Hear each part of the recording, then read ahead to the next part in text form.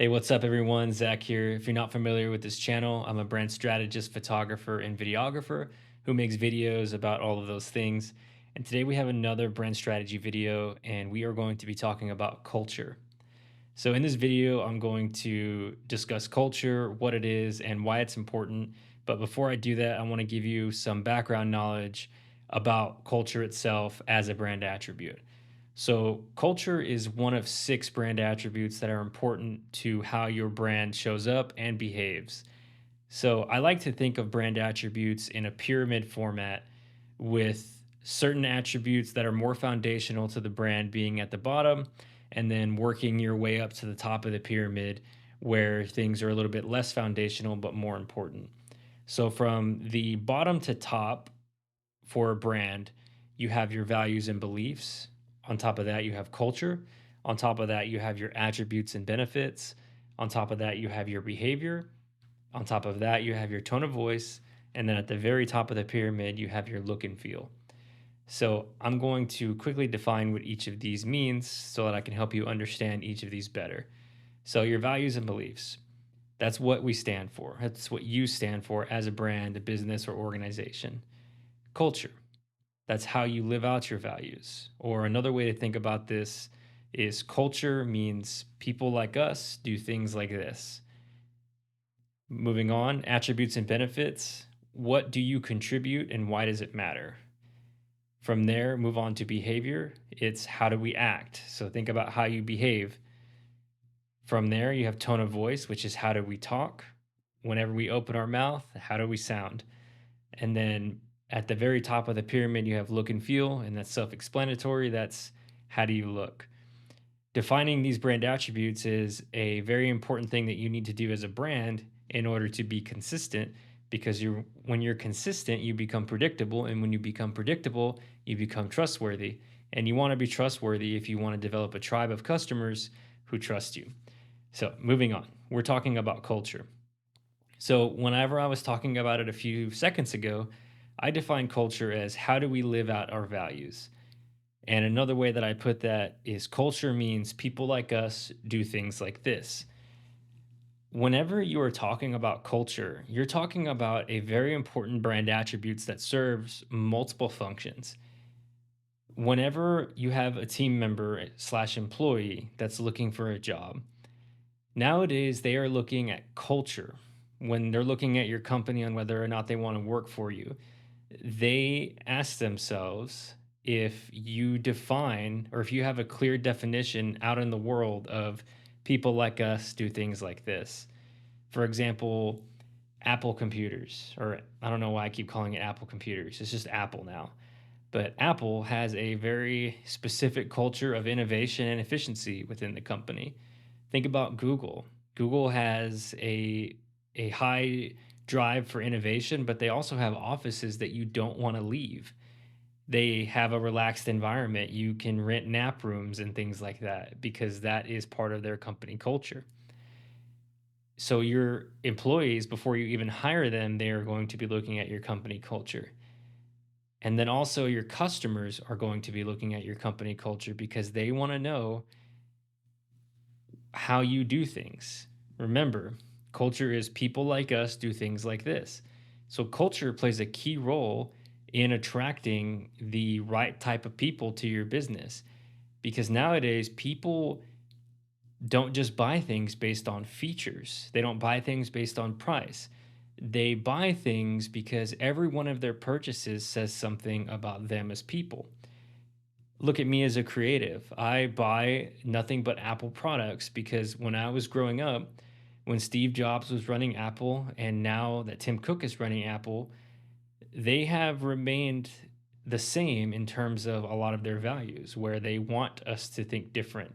They are for the crazy ones who think they can change the world.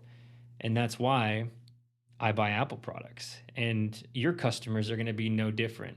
They are going to want to be able to see part of themselves in your business or organization, in your brand. And that's why they're going to choose to do business with you or not do business with you.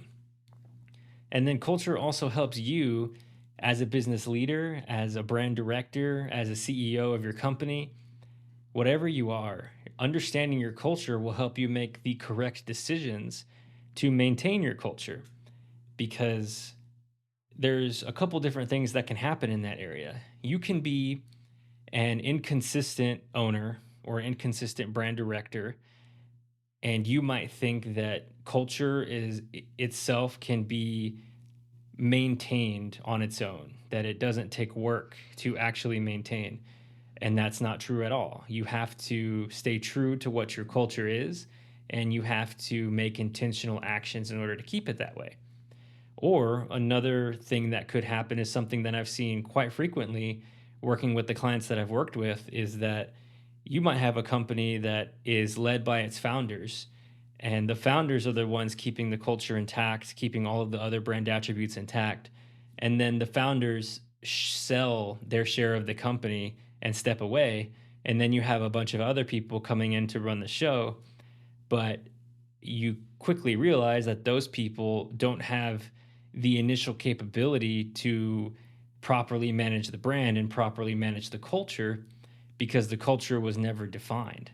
And so that's why another reason that is another reason why it's so important to define culture and define people like us do things like this, so that you can protect the company and make it compatible with everyone, all leadership, no matter how the leadership changes or who comes and goes. The culture can remain the same, and the culture affects your employees, your customers, and how you run the business as a whole. I'd like to share one thing that another company did in order to enforce their culture and make sure it remains healthy. So I'm not sure how many of you are familiar with the Ritz Carlton, but it is a very lavish and expensive hotel that caters to some pretty wealthy clientele. And one of the things that they did to maintain their culture is they established a credo for their employees to memorize and live by. And this credo is not just for their employees to be bonded with the company, but it is a contract between the Ritz Carlton, their employees, and their guests. And I'd like to read you that credo so that you can kind of maybe gather some insight and gather your own ideas about how you can do something similar in order to maintain and enforce the culture in your own business or organization. So I'd like to read you these Ritz Carlton service values. So there's 12 values, and I'll read them from number 1 to number 12. So number 1, I build strong relationships and create Ritz Carlton guests for life. Number 2, I am always responsive to the expressed and unexpressed wishes and needs of our guests. Number 3, I am empowered to create unique, memorable, and personal experiences for my guests. Number 4, I understand my role in achieving the key success factors, embracing community footprints, and creating Ritz Carlton mystique. Number 5, I continuously seek opportunities to innovate and improve the Ritz Carlton experience. Number 6, I own and immediately resolve guest problems.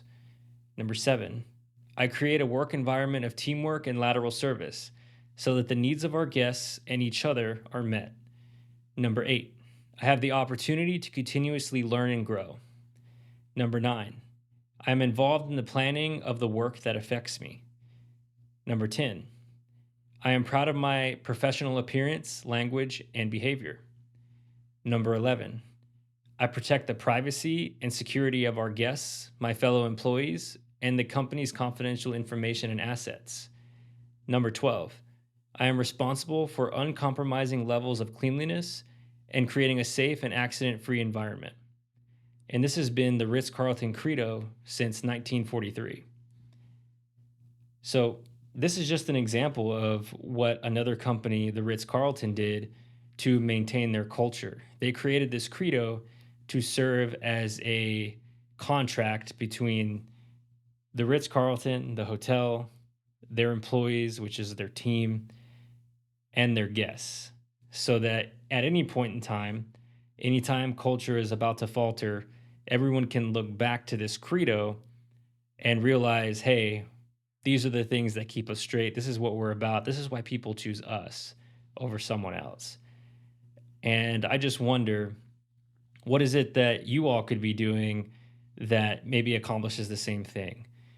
To maintain culture, you don't necessarily have to have a 12-point credo. You don't have to have this exact thing that the Ritz-Carlton did.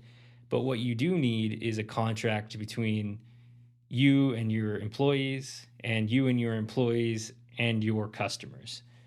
Because if you don't properly define your culture, you're not going to know who you are. You're not going to know how you live out who you are. Your employees aren't going to know who you are. Your customers are not going to know who you are.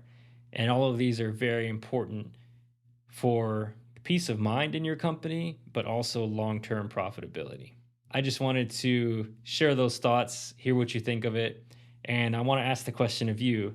If you run a business or organization, or maybe you are a marketing director, brand director, and you're in charge of things like this on behalf of your business, what do you think about this? Does this give you any ideas? Are you going to go into work tomorrow and maybe put some things into action? Or I'd just like to know the next steps in if this helps you or not. But yeah, that is the quick video for today about brand strategy. If you guys would like me to go into how to figure out all of these brand attributes so that you can better define them and make better decisions for your brand in the long term, I would be happy to do that, and probably going to end up doing it anyway, even if none of you tell me you want me to. But anyways, thank you all for stopping by, and I'll catch you in the next one. Peace out.